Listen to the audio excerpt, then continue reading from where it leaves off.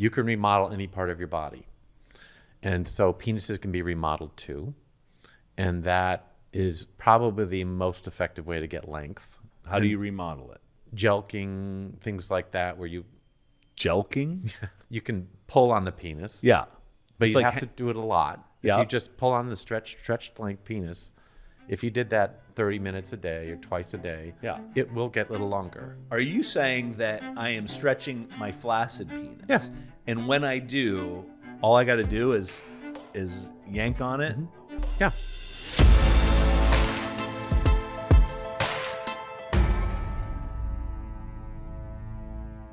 Cheers. Cheers. Episode 4. Wow. I know. We've arrived. It's arrived. It feels good. So didn't you just go to ASRM last Yes, month? our national meetings. So Yeah, our it's national meeting, meaning it's the Association of... or the American Society of Reproductive Medicine. It's about 11,000 people. Okay. And it's a These are big the meeting. people that do the IVF and fertility stuff. It's all the fertility physicians and providers around the world. It's probably the biggest meeting in the field. There's a European meeting, but this is the big fall meeting. And they're doing it to sharpen their iron. I mean, right. It's all about people presenting new discoveries and getting chewed out and getting it, executed Why or do defended. you get chewed out and executed? Well, because it's you're vetting your work, a lot of it. So I think of it that way. Sure. So we presented a really exciting piece of work on helping severely infertile men. And it was the first time it was ever mentioned in public, really. Mm-hmm. And all my colleagues were sitting in the audience in their suits, and my nurse practitioner Molly presented. It was her first time, and I said, "You may not be nervous, but when you see the crowd, you're going to be nervous." And she handled it beautifully, and no one really had anything too to critical. vet. Yeah. All right. And so for me, that means, we're writing the paper and we're going forward with it, because that's a great sounding board for your science. And I'm on the marketing side usually of those kind of shows, right? And so there's also a convention, right? There's also booths and all the people that support the industry, all the products and all the things are there to sell to you, people like you. Yesterday I was in a meeting with a couple friends here on the Educational Foundation in my town. I'm on the board of that. And the woman was just talking about her son being sexually active in high school, and the other guy was giving her fatherly advice. She was a single mom, and she looked over and she said, "What do you think, Rob? You're the expert on male fertility and sexual health." And I was like, "Whoa! When did that happen?" Right? When did it? I mean, it's who you hang around with. That's Rob. who you hang around with. I guess I said to Jennifer too earlier today, I guess that's going to be in my wheelhouse for the rest of my life. I'm going to hone it. It's okay. What you're known for now. It's a good one though. It is. Right? People aren't You'll doing see, this. This is a cultural war. That's why people are talking about our podcast, by the way, is because we are saying things that haven't been said, or we're just having a communication to advocate for men's health, and men don't talk about it, right? That's why we're here. We're going to make a difference on some level. True. I heard you made a movie this week. Yeah, I did some filming. A patient, not of mine, but a patient with a problem, with a severe male factor problem, he's interviewing people around the world, because I guess he's a filmmaker from New York area. Okay. And he is scared to go forward to figure out what's going on with him a little bit. And he's filming a bunch of experts on where the field is, and it's very personal. Mm-hmm. It was amazing how little people communicated about this kind of thing, and how little awareness there was of his condition when he went and looked at it. Well, this is the awareness that needs to happen. Yeah, it's hard. People have also said, are you cool with putting yourself to be the everyman? I mean, I talk pretty openly about my own sexuality and stuff, and that's cool. I'm a very blessed and lucky person to have had my 2 children. So it's easy for me to talk about my fertility or my trials and represent it because I had a good outcome, right? So there's people that either through the process had their own children. When I say their own children, let me be specific. I'm a bio dad, yeah. Or they're okay with the decisions to have donated sperm or eggs, or adoption. Maybe we've adopted, and so I can talk about my fertility because of and then there's the other third that maybe they don't ever want to talk about it, right? It didn't work. I mean, I see this every day, and I would say I tell men who don't have the possibility currently of having their own children being biodads, I say, you'll need to bury this like a death. And if you don't, it's going to be hard to go anywhere. It's going to be hard to progress. So, funerals are terrible, but they are final. And someone goes underground and you celebrate it and it's sort of over. It's a closure. If they don't get closure, they really have trouble moving forward. And it can be for years. And I tell them that immediately. I said, it's going to take you time. And I tell the partner, give him time. Yeah. And it may or may not happen, but if you're going to move forward, it needs to happen. Because I had a blog on a man from Europe who it was called A Year Without Answers.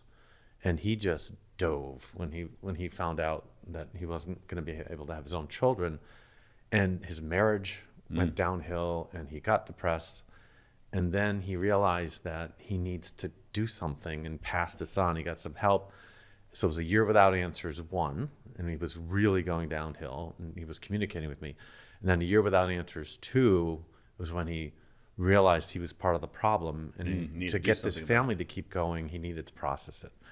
And then the next blog was A Year With, and he wrote these blogs. It's the only time I've actually let a patient write the blog because it was so compelling. And the next blog, the third one, was A Year With Answers, where he had actually processed it, moved forward, saved his marriage, and adopted or used donor sperm and was happy as a clam. And I always tell men, it's not easy, but a lot of fatherhood is nurture, not nature. I mean, the event is fun and all that stuff, but when you say what makes you a father, it's really watching your partner be pregnant, going through the process and raising your child, and you'll see it drift away, a lot of it. And it's very rare that men come back after that. And it's like a fence they jump over, but it is really hard to get over it. So I really do relate to the person that you did the documentary with, needing to do something, right? So I did the same thing. That's how we met. So I went through this traumatic experience. We've talked about it on the show, but for people that are new, trying to get my wife pregnant the second time, we had a hard time. And then I made a movie about it. It was traumatic. Right. It was like, what do I want to do? I want to somehow explain to people how hard it was. And by the way, we're talking about men on this podcast, but clearly women have the same response, if not stronger sometimes, with the spiraling down. There's something wrong with me. I'm going to do everything I can to figure this out. And then when they don't, I actually like your suggestion of saying need to bury it if it's not happening and go on and move on to something else. You don't have to, just advice. Yeah. One way to get through it, because some cultures you won't be able to bury it. Yeah. Well, good point. You won't. So in making that, it was palpable for me to make a movie about it. I was able to show the emotion and the things that we go through, and you saw that and were like, oh, that's powerful. Yeah. And you recognize that at least I've went through it. I'm not just making movies because I want to make movies, but I'm actually showing you what my wife and I went through. And I think I'm mad that people are in the closet about that they can't speak about it. We've talked about if you have a cancer diagnosis, in culture, it is fine to talk about it. You'll get support and emotion from people. We're all there to fight that, but we don't talk about our infertility. Well, as a physician in my practice at the Turek Clinic, I'll walk it with you. Yeah. I'll walk it, because we're not walking in front. It's a path, and we'll be on it. And I said, if you want to look at experimental therapies, let me know what you find, and I'll vet them for you. And it's great. I have an army of people looking at stem cell therapies in snake oil all around the world, and they call me and say, blah, blah, blah. And I'll vet them. I'll literally call them up, and I don't identify myself. I'll just say, hey, what do you got going there? Because I have this and that. And they'll hang up on me or something, and I won't get the science I need. And I'll call them back and say, this is probably not worth it.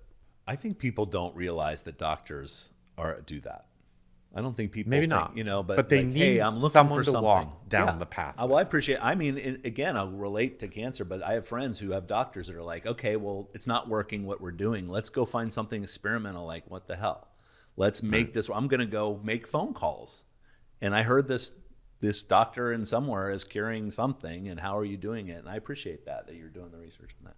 Well, they're doing the research. I'm just responding. It's great. That's good. That's an army of researchers. We're not going to have a guest on the show today. Oh. I know it's okay. I think we can. I don't know if I can just handle you. I think I think you can. What can we talk about today? We don't have a guest. The feedback that we're getting from most people is that they do enjoy our banter and kind of the serious and the non-serious, pushing the envelope a little bit. And so, what a better topic to talk about today than the great penis debate? The great penis debate. It really comes out of the anecdotal things as we're talking. The things that come up in your practice are literally, yeah. They literally comes up all the time. Well, or they don't. Right. Or they don't come up. So anyway, today we're going to explore some social myths about penises and the reality of what really matters and kind of the male sexual health problems. Because not only do you see people as a reproductive urologist to help them with fertility, but sex in general. But we're also going to talk about just straight up how you were born. People have different size penises. Oh, that's right. They have different shaped penises. They have, and I think men clearly don't talk about this. No. So we're going to talk about it today. So let's start with something some penis facts. Let's start with some penis facts, and that'll get me rolling. Okay, here's the one that'll comfort you right away. So the human penis is thicker and longer per body size than any mammal. Yes. So, whales, yes, they have very big penises, but their hearts, a whale's heart is the size of a car. Okay. Right? So, so it's a big difference. But so there are longer ones. Pound for pound is what Absolutely. you've said in the past. Pound for pound, we have the largest penises. Yeah, so we as as a species are really well endowed. But that doesn't help. We're well endowed as a species. Great, but that doesn't help the guy that is not well endowed. I have heard the term micro penis, and that's very rare. Is that a term? Okay. Yes, it is. It's a term. That's the professional term. Yes, it's a penis less than 2.5 centimeters or 1 inch. Okay, so that's it. Okay, so there's. But let me put it in perspective. Okay, yeah. 2.5 inches is the line for 2.5 centimeters. Regular and centimeters is 1 inch. A lot of men feel that penises are inadequate length. All right, correct. But 90% of people are an adequate length. Okay. So if you're going to bet probability-wise that someone has it's 90% chance it's in the normal range. Yep. Here's another 90%er. Okay. 90% of partners of men find their partner's penis is adequate. Got it. I believe that. Okay. The problem, the but reason another men myth think there. that theirs are all not big enough is because the 10% of the males with large penises are highlighted on pornography. And so Correct. Guys that are watching porn feel like, man, I don't have that. There's a Guinness Book of Records longest penis thing. Do you know what it is? No, but I remember I was a medical student in Africa. Okay. And I was in Senegal doing a rotation as a medical student, and I was watching an operation, assisting in an operation on a hernia repair, which is down on the groin. Yeah, sure. And it was a tribal chief who had lots of wives and 60 kids, and he was the man. Yeah. And so, and when it was draped off in the hernia, I saw a penis go by the draping, sort of in that area. Yeah. And I said, so that's the groin and down the thigh, and it was still going. And so we did the hernia repair and it undraped him, and it literally ended at his about mid thigh or almost his knee, just flaccid. And I was like, that's why he's the chief. So I was like, that'll do it. So there is extremes on one side and there's extremes on the other. But like big boobs, people who own big penises, it's not always the best. No, it's not. It's not a great life. No, I'm sure. Right, I'm sure. But it is. I mean, but what's better? Your blood pressure can drop when your penis fills up. I've heard that. I've heard that. It's like it takes a lot of blood to get. Takes that a lot thing of going. blood in there, so you're smacking yourself up. But let's talk about the penis. Yes, the male penis. It's an incredible thing. It doesn't have a bone. A lot of mammalian penises have bones. Walruses, dogs, most other mammals have a bone in their penis. Yeah, and they don't really rely on getting erect. They get they get stiffer, turgid, but they don't really get much more length because there's a bone there that keeps it long. Okay. Interesting. And I have a little walrus bone, which is quite a long thing in a collection. So there's a lot of bones and penises, and humans don't have that. So we have to use blood pressure to get it up. And most penises grow the most between infancy and 5 years, and then they don't grow. And then they grow the first 5 years after puberty to adult size. So you always measure a penis. So a teenager who's concerned about their penis size needs to wait.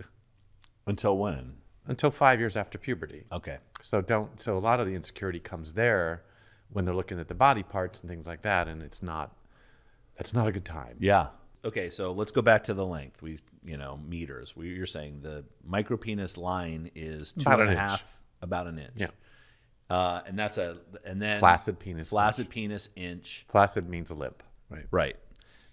Did you know it takes more energy to have a flaccid penis than an erect penis? What do you mean? So when you're flaccid, your blood vessels are contracted and there's not much blood flow in there. And then when you relax the vessels, blood flow comes in. Interesting. So there's more energy to keep the vessels tight and closed than it is to keep them open. So that's why men have normally 1 hour erections 3 times a night. They're nocturnal erections.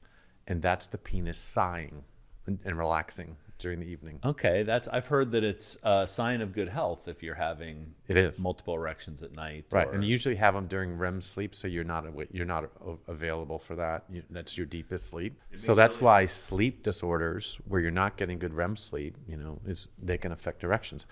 And it takes your sympathetic nervous system to keep it down. Like, do you want an erection when you're running from a woolly mammoth as a cave person? No. So it takes energy to keep that down. But when you relax, that's when erections happen. You're being chased by a bear. What do? You make loud noises. No. You don't have a big erection when you're being chased by a bear. You don't have one. Over here. You're out of there. It's like, get down. Okay, so those are little facts about the penis. By the way, when you wake up in the middle of the night with a rock hard, it's really hard to go to the bathroom.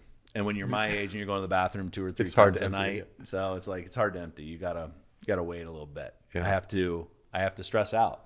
What do I have to right? What do you do to get rid of wake yourself up and say, all right. Okay, so some more facts. So if I feel like my penis is too small, there's nothing I can do about it. Well, there is. There are plenty of things advertised that are enlarge your penis. So there's a whole industry around penile augmentation. Okay. And you can augment the penis in 2 ways. You can make it wider or longer. Okay. Right? Naturally, it's difficult, right? Because you can't really cut a section out and add something to it. Although micropenis surgery, I've known some fabulous surgeons who've pretty innovative there. But the problem is when you cut the outer layer of a penis, if you're gonna make a slice and then extend it with something, it leaks. It tends to leak because it's hard to get a natural substance in there like veins or a graft or things like that. So that's not easy. But the penis can be remodeled, similar to your teeth and braces. Okay. So you put braces on, Invisalign, whatever you do, and you can move teeth around, which is pretty incredible because it's bone on teeth, right? Yeah. And you can shift them around. So you can remodel any part of your body. And so penises can be remodeled too. And that is probably the most effective way to get length. Doesn't really get girth, but it gets length. To remodel it. Yeah. How do you remodel it? So jelqing, things like that, where you... Jelqing? What is that? You can pull on the penis. If you did that 30 minutes a day or twice a day, it will get a little longer because the natural body's going to respond to it. Are you saying that I am stretching my flaccid penis? Yeah. And when I do, all I got to do is yank on it? Mm-hmm. And it's not a tugging, it's like a you have good to pull? Put constant pressure, just like braces. Yeah. And just keep pressure on. It has to be, an hour or 2 a day of that, which is hard to do. But there are men out there, I am saying, this is great to hear from you, that there is something to do. Yeah, it's natural. And you might want an extra little half an inch or so a there are centimeter. Devices you can use too. Let me grab one. I have one. All right. This is this is an extender. Okay. Yeah. And this goes against your hip. Or your bone, your penis goes through here. Yep. And then you actually put the tip of the penis in this clamp, but you can put some tape on it. Yeah. And then you basically it'll stretch it this way. Oh, yeah. Let's see this. I get it. Right. So it constantly pressure against your bone. Yeah. And you can stretch the penis, and you just leave this on for a half hour or an hour a day, and in 3 months you'll probably get at least 1 centimeter to 2 centimeters of length naturally, just by remodeling. I think that You like that? Well, yeah, I like it. What I like is that it's medical. Looks like a robot. Real. It looks like. But I'm saying, if you were watching it, so any penis, it's not really, honestly, doesn't seem to be that groundbreaking. It's just it's a plastic something that yanks on your your Johnson. It's the idea of empowering men to take control and not do something. Augmentation surgery is complicated. It can fail. It can cause erectile dysfunction.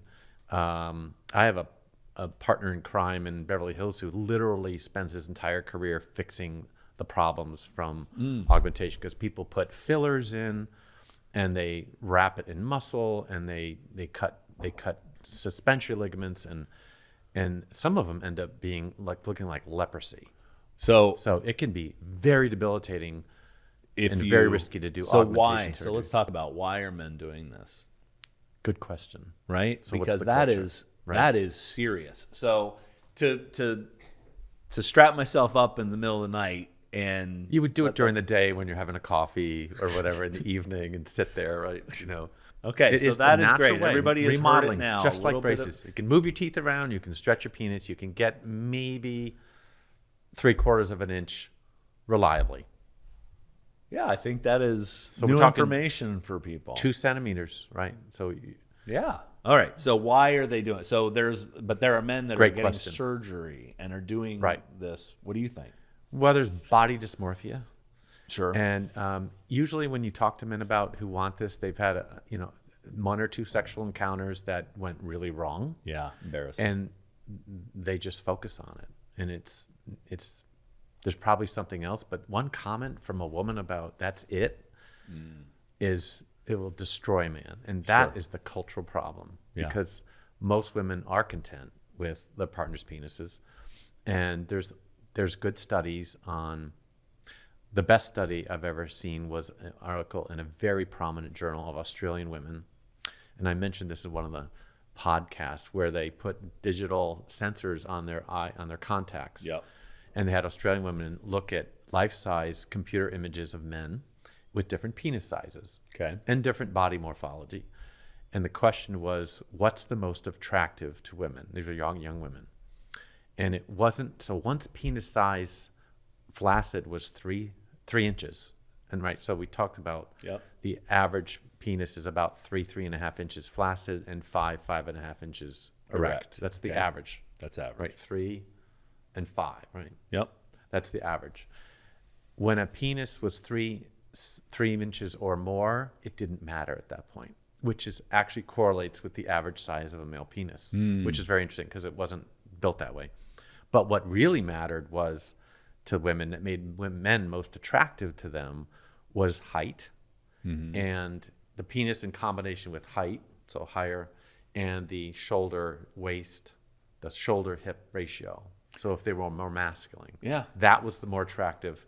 And after you hit 3 inches, it didn't matter to women. And this is the kind of stuff we need to know. But what I love about the paper was it was very scientifically written, copulation and all these great words. And if the average person wouldn't really understand what they're talking about. But the question was, we started out as a species without wearing clothes. So the penis, and our penis is not retractable. A lot of penises in mammals are retractable. So clearly, exposure of the penis to females when we weren't wearing clothes had to have some kind of selection process. So I think the whole culture comes from that, which is it's probably true that females selected their mates based on some physical feature of the penis way back when. And that is probably what's driving the cultural stuff. It's evolutionary. We don't know how much, but it's probably had an influence. I think now it's gone to the extreme. Yeah. So what signaled to me was the Seinfeld episode where they talk about shrinkage. So what I heard in there was that there are animals where their penis retracts. We all have seen that. Does our penis retract in some way? Like if I get in a pool, it certainly feels like it does. Not formally. I mean, not like a dog or a cat into a shroud. Like it's not shrouded. No, right. It can be shrouded by things, hair, fat, things like that. So there's a shrouding of the penis with age. So lots of men who are slightly overweight, especially if they're a little older, some of the weight settles down there. It's very hard to get rid of pubic fat. Yep. Even if you do weight loss, it's very hard to get rid of that. Okay. So they say my penis shrunk. And, unless you've had surgery or something traumatic to it, it really doesn't shrink. But half of the penis is within the pelvis because it's got to be rooted there. Right. So these men, I examine them and I'll say, you push in on the fat to the bone, and that's where you measure it. You measure from the bone, and there, there's an inch or two of fat there. And I'm like, there's where your penis is. And if you just go and pull it up, there it is. So how do you enlarge your penis? You can shave, because hair will cover. You can manscape. That covers about a half an inch or inch. Yeah, I would call that an optical inch. Right. It's an optical inch. And so if you're fighting for anything you get, you should be shaving at least that base. Weight, and you can or lose have weight. liposuction in that area, because it's sometimes hard to do, and that will add length. Yep. You can cut the suspensory ligaments that keep the penis attached to the pubic bone, which is surgery, which will give you flaccid length by about 1 centimeter, because you'll have more gym length. Yep. The locker room length. Okay. And if you start doing surgery like that, the erection when it happens isn't any different. Okay. But it is more floppy. It's more showy. It's more showy, not growing, and it's floppy. So you don't have the structural rigidity. So you have to guide your penis more, because it's going to be because it doesn't have a base to right. hold It's not on rooted to. the same. So there's consequences, right? But that's relatively safe. But it's locker room length. Going back to stretching, are you stretching everything? Like, are there ligaments you're stretching, or No. veins, or No, it's it's just all the skin? tissue, everything. Okay. I mean, if you think about it, if you can do braces and move teeth around in bone, you can move it around in soft tissue. Okay, so you've talked about, is it called Peyronie's disease? There's something called Peyronie's disease. Okay, so Francois tell de us la what that is. Peyronie. Okay. Louis the 16th, I think, Louis the 14th, Louis the 16th had a physician, and his name was Francois de la Peyronie, and he had a curvature of his penis. So it's a curvature of the penis that's acquired, not natural, not born with. There's two kinds of penile curvature. Yeah. And by the way, penile curvature is normal. Okay. So penises are normal, but this man La Peyronie described a disease where the penis acquires a curvature. Are they mostly like super straight, like on it, like straight? Usually. Okay. So let's talk about penile curvature. So if you go to England and you go to Savile Row and you get a suit, right, and you get a bespoke suit made for you, they'll say to you, which side do you dress? That's the term for what side does it hang? Right. And so Okay. everyone hangs Little to on the one left. side. So typically men do have a curvature that is emphasized by the side they dress on. I see. And you're allowed, technically, medically, 15-degree curvature off the normal is considered normal in any direction. Got Left, it. right, up, down. That's all normal. Normal. And so pathologic curvature is something where it's either changing or more than that. Right? Okay. And that's usually acquired. Now, and there's also a congenital curvatures called chordee, which are little boys, and it's an issue of the urethra. It's usually a downward curvature where there's something didn't grow as well as the rest, because there's a lot of components to the penis. Okay. There's the urethra, there's the corporal bodies, and it doesn't grow proportionately, and there's an SST deformity. Okay. Right, and then you lengthen the urethra and you straighten it out. So there is natural curvatures, but these are not that. These are men who are basically less than 15 degrees, and they develop more. And there are some genetic components to it. So it's associated with trigger finger. So men who have it's called trigger finger from the Wild West. Okay. But they have it's an immunologic issue with the way they heal, and it's associated with the immune system and HLA-B27 phenotypes. But they have typically there's a curvature, there's a trigger finger, and those men are more likely to get penile, and just from use, right? But we think that What kind of use? Just normal use. But there's other uses in men who aren't at risk for that could be traumatic, that cause curvature. So curvature is essentially scar tissue forming in a balloon, which is the penis, which is an expandable balloon. Yep. The outer layer, the tunica of the penis is a tough layer that expands. Okay. And think of it as a balloon, and if you consolidate an area of the balloon or cause scar tissue, it's going to curve that way, because it's not as distensible as the rest of the penis. Yep. So the curvature, you can always find out where it's happening, because the side it curves to is where the problem is. Right. And Peyronie's is a disease of curvature with a plaque. So you may feel a plaque there. It's a little scar tissue in that area, and it may hurt, and that means it's actively inflamed.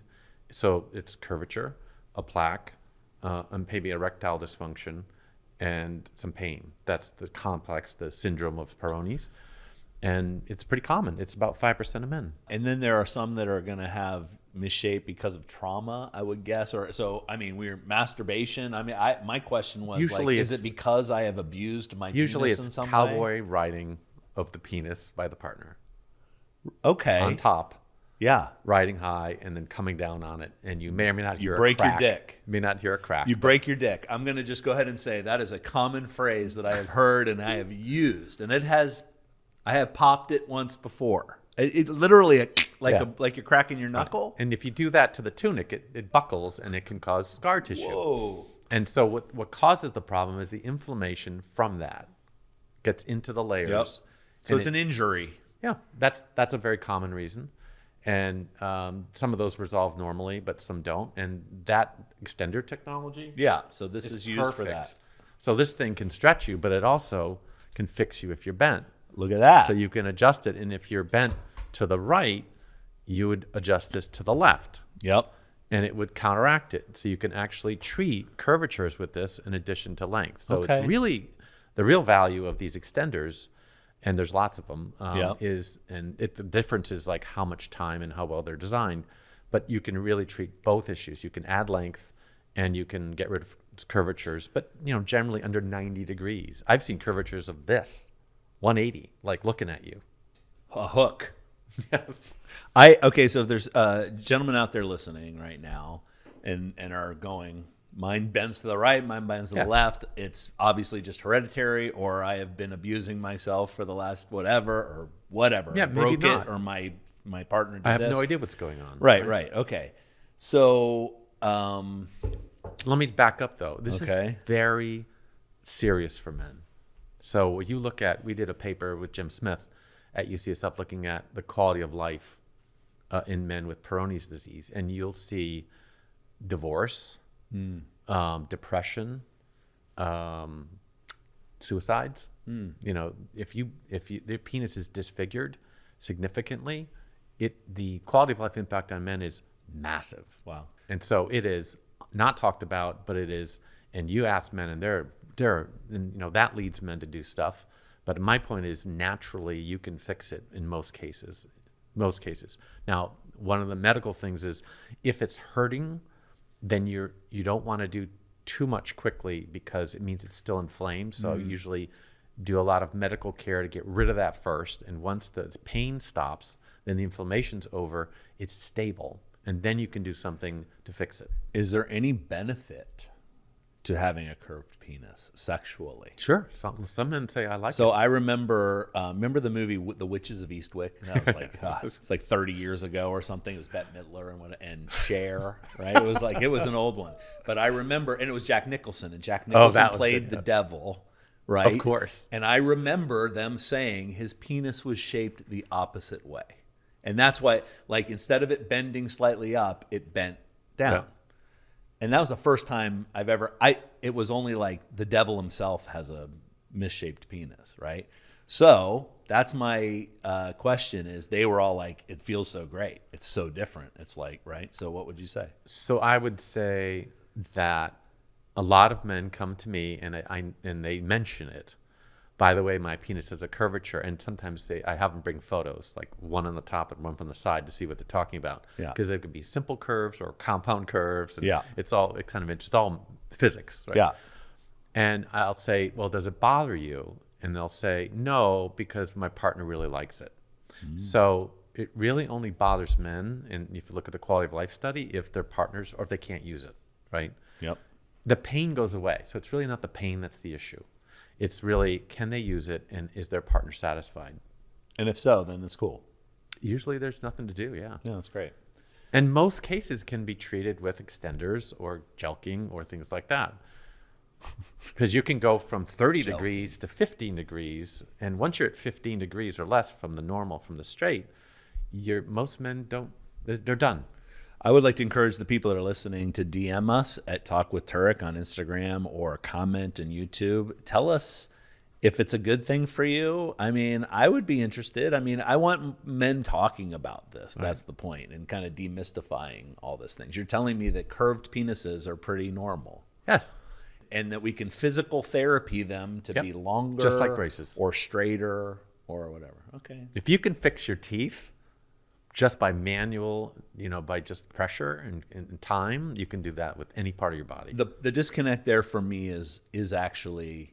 Like so that thing will shape it and curve it when it's flaccid. And I'm saying, like teeth, it makes sense to me that you can do it because it's a rigid thing and you're pushing over time and it probably feels like it. So you're not hard when you're putting that on. You're flaccid. Right. And any part of your body you can remodel with just pressure and time. CPI. So if I hung upside down, I could get taller. Yeah. All right. I'm going to tell my kid to do that. Yeah. Just a couple of inches. There you are. So Peyronie's, I just want to say, that's most men. They're in that range of being correctable, pretty much, quote, naturally. Okay. Right?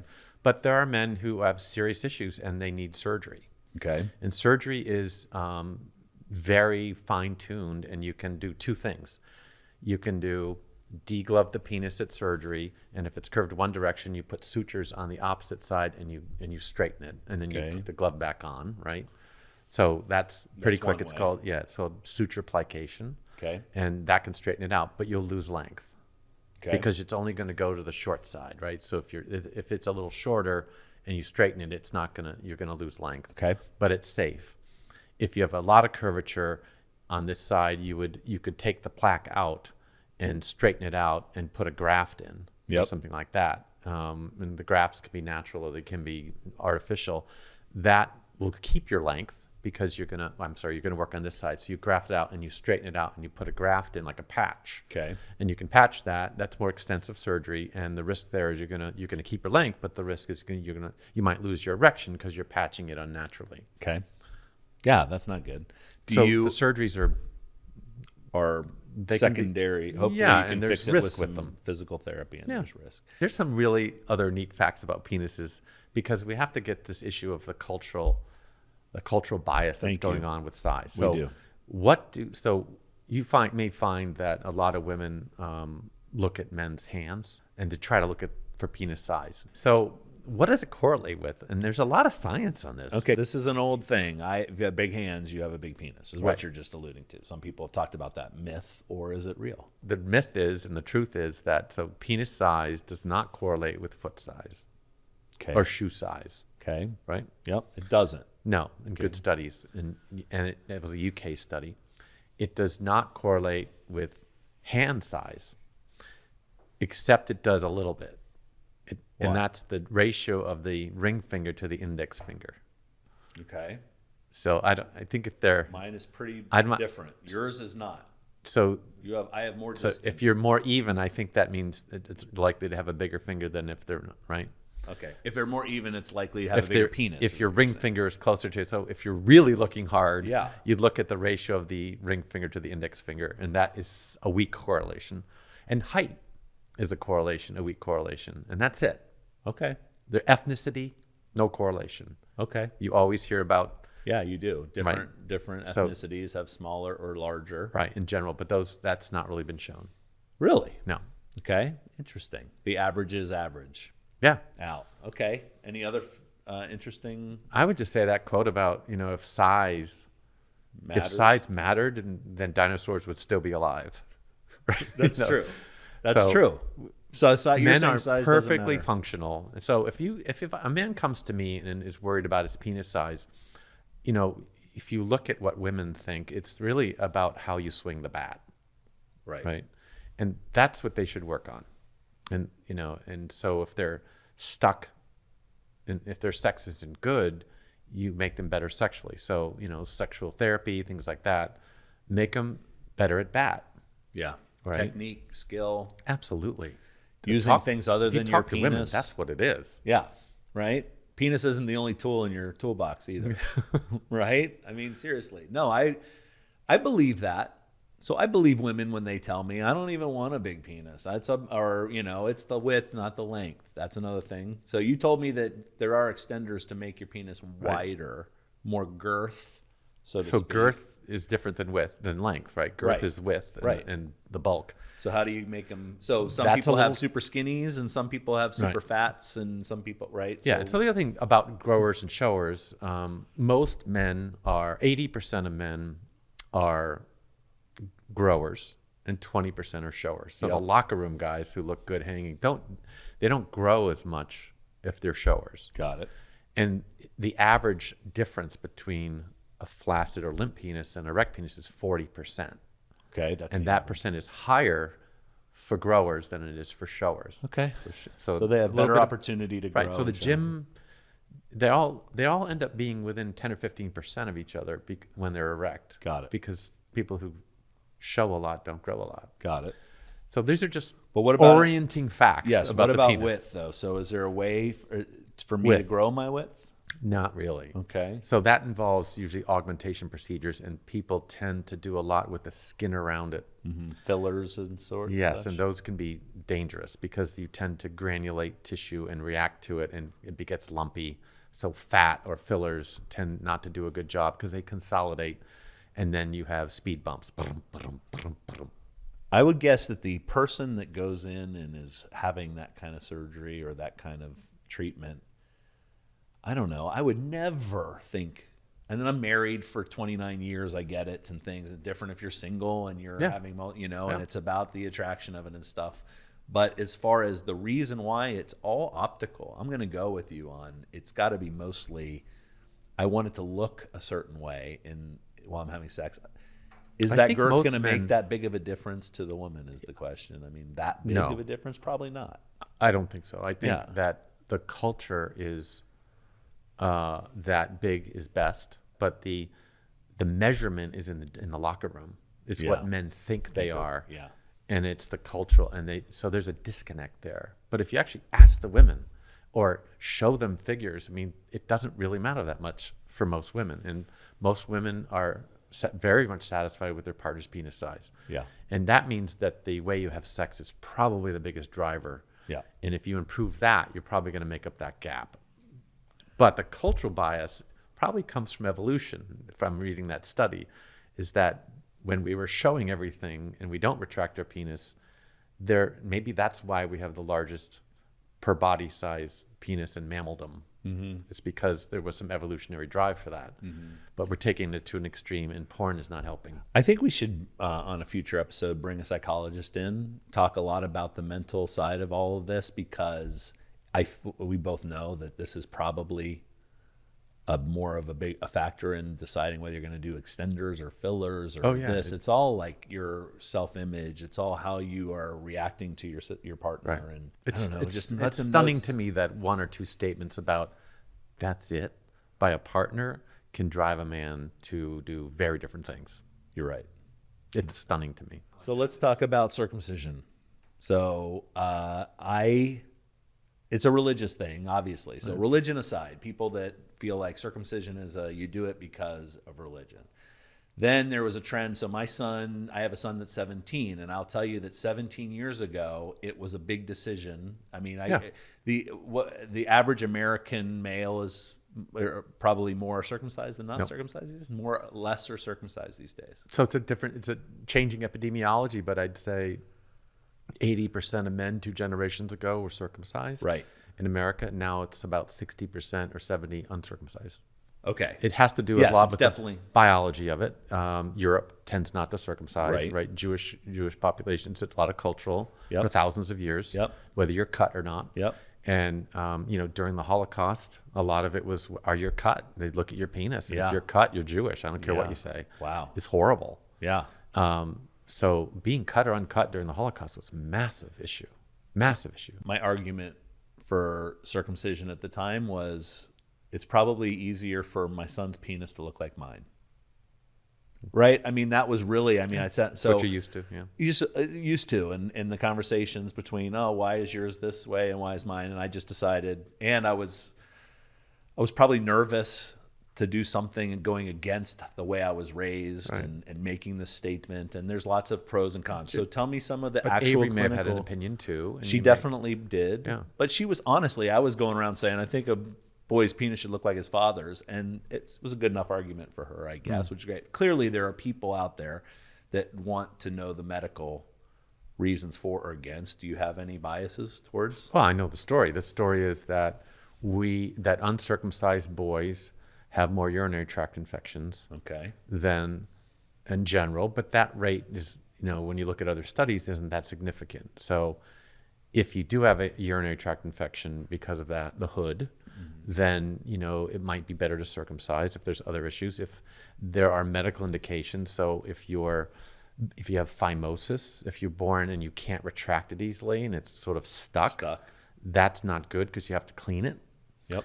And if it gets inflamed on the glands, the glands part, the top, the mushroom, if that gets inflamed, called balanitis, then you're at risk for penile cancer. So the only men who get penile cancer are uncircumcised men with poor hygiene. Whoa. And penile cancer is not one you want. Yeah. So if you're uncircumcised and you take great care of it, you pull it back, you wash it, keep it clean, and the smegma and all the secretions are cleaned up every day, you get less chronic inflammation and the glands is less likely to get cancerous. So the rate of penile cancer in men who are uncircumcised with a good hygiene is the same as men who are circumcised. Okay. But the rate of cancer in men who don't have good hygiene, who are uncircumcised, is high. Okay, so that's great. So if you are a parent that doesn't want to circumcise your kid, you just be committed to good hygiene. That's right. And teaching them good hygiene. Right. And if you're diabetic and you get balanitis a lot and stuff, then there are other adult reasons, medical reasons to do it. There's one where I had one is a little bit rare, is you can have a tethering of your skin to the bottom of the penis and it can tear and bleed. I was on a Sirius radio show in New York with my friend Joe Lucal. And a couple of years ago, I flew out there and we did a 2-hour show where we took questions on serious men's health. Awesome. And we were facing each other like this. And Joe's really good.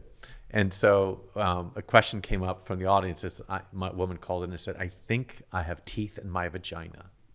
Okay. So Joe and I, we're not being filmed, but we're just and we look at each other. It's like, you take this. You take this. No, I just, you take this. I said, all right. I said, I'll take it. Okay. And I said, why do you say that? And she said, well, every time we have sex, his penis is bloody. And I think I have teeth in my vagina. And I said, is he circumcised? And he said, no. And I said, well, he's probably tearing. So I diagnosed it on the phone. Yep. And so when you pull it back and it's kind of tethered like a sail, it can tear a couple times and it can be very traumatic. But that's another reason. Adult circumcision is a thing? Oh, yeah, I do that. You do that? Oh, yeah. And, I remember in San Francisco, there was a law that said that it was illegal to circumcise. It was a bill that was going to be passed by the Assembly of San Francisco. Sure. That it would be illegal to circumcise a man, an adult. And I wrote a blog called "Am I a Fugitive?" Right? Because I'm doing this anyway with it. Yeah. There were some other issues with it, but it was like they ignored the cultural aspects of circumcision. And you should, I think medically, some men need it. Yeah. It's just not, it hurts to have sex and it gets inflamed. They're at risk for stuff. They can't keep it clean. So, the stuff I do is medically indicated. Sure. But I do a very cosmetic, very plastic surgery circumcision because if you get a young guy who just doesn't like it, it's got to be done, it's got to look beautiful. Yeah. And I tell him, I said, I have a vision of what your penis should look like and I'm going to do, a beautiful job on it. I'm not just going to throw a clamp around it and do it like a child. I'm going to do it with sutures and with magnification. Yeah. And, I don't have a complication rate because it really matters how this looks. If you got a 21-year-old with a problem, he's got 70, 80 years of that. I've heard that from you a couple times now on the show, and I like repeating it as just, look, it matters what your penis looks like. It does to the man. Yes. It does. And whether it's curved a different way or it's too short or it's too long or if it's hooded or if it's not, I appreciate that you're saying, hey, when I'm done, I want to make this thing look good. I mean, that's important. I hear it. That's important to you.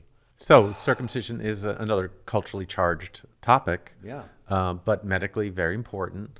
And if you look at some of the data from the government, the feds put some money together at the NIH, and they studied, we didn't know why HIV took off in Africa. Right. It started in America. It was San Francisco was the first sort of Ward 93 at the county hospital. Gay couples. Yeah. We thought it was a sort of a gay phenomenon at start, but the HIV in Africa was heterosexual, and it was a huge heterosexual issue. And we found out that 20 years later that it wasn't that. It was basically the uncircumcised penis that was harboring the HIV virus. It wasn't blood.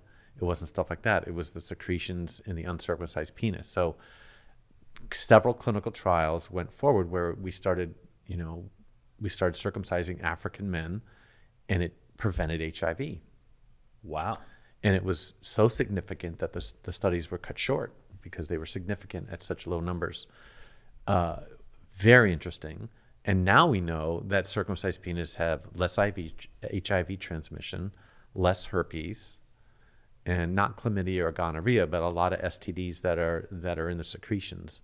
So herpes for sure and HIV for sure are less transmitted, and so it's a cleaner situation in general. Okay. Now I don't know if that applies to most of the population, but certainly in Africa, it looks like that HIV study is now extended to other STDs. Okay, that's really good to know. Do you, we haven't talked about testicles and the cosmetic, and jewels, the psychologic of the jewels and all that kind of thing. We haven't talked about.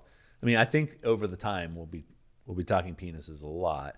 I want our listeners and our viewers to please comment, direct message, ask us questions. Agree or disagree. Do you agree or disagree? Don't send me pictures, please. No pictures.